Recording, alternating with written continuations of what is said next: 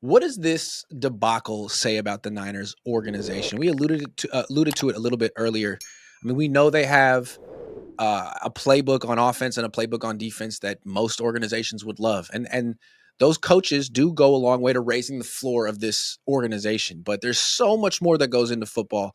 This team has gotten close and not won Super Bowls. They're always the most injured team. They have weird contract stuff. This is another one. What does this latest one say about the organization as a whole? Well, I think that this says that they're terrible negotiators, for one. I Mm-hmm. mean, they get their feet held to the fire by every major player. They always cave in, whether they want to or not. They probably shouldn't have caved in with Debo. They shouldn't have caved in with Aiyuk. They shouldn't have caved in with Trent or CMC, but they did. All of those look bad at some point or another for a completely different reason. It looks like they don't have a singular direction, whether that's John Lynch and Kyle Shanahan, the Yorks, Parag Marate. It just seems like somebody different steps in and calls a different shot. Oh, Trent Williams, we're going to let him walk?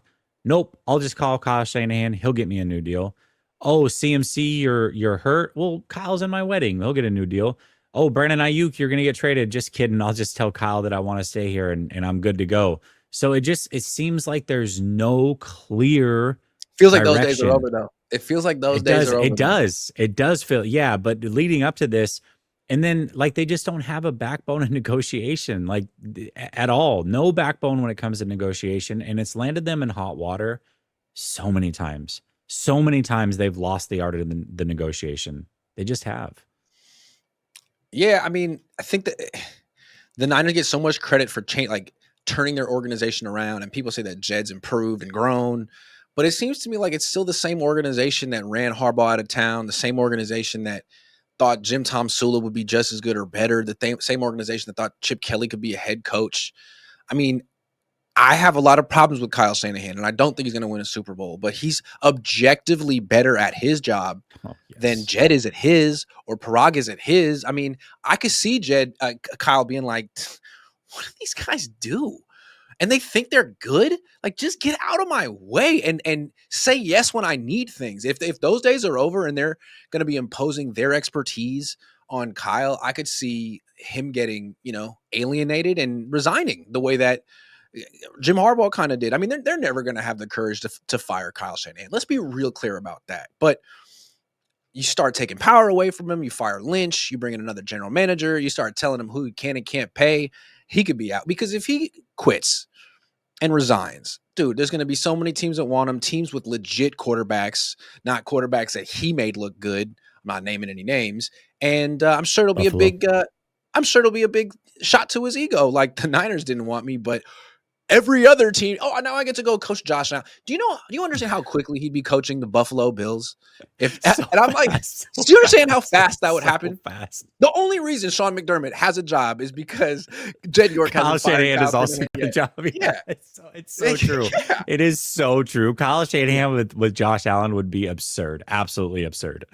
Josh Allen would be happy. Kyle Shanahan would be happy. And the Niners would be over here trying to make, I don't know, someone look like a coach, trying to make Brock Purdy look like a good investment.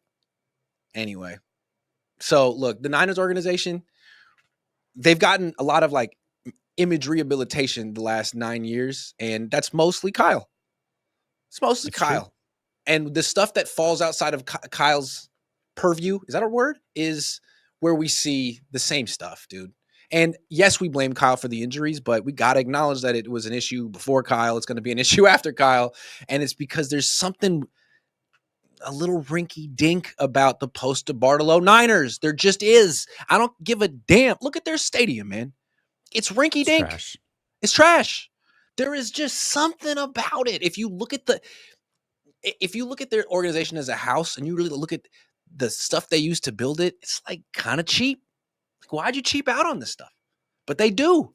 Even though you can point to all the money they spent on players and stuff, yeah. But then they sold 10% of the organization this offseason so they could invest in other passions like soccer. It seems like I don't know. I don't know.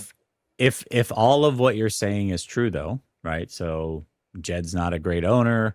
Parag's antiquated. John Lynch, if he's the one that's doing the drafting, I mean, he hasn't done a good job.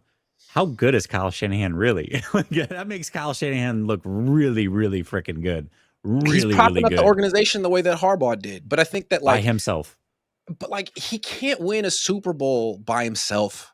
He needs Right. the help of an organization, which is probably another reason why the Niners are terrified to let him go. Because if he goes to a good organization with a good general manager and a good owner, and he could just do his job, then maybe he could win a Super Bowl. But it's never going to have that here because if he weren't making every decision, then who is Parag? Who else is there to think? Yeah, this isn't like an Andy Reid situation where the Eagles won a Super Bowl and the Chiefs won a Super Bowl, because there's no Howie Roseman here. No, There is no Howie. no, Howie is not walking through those doors.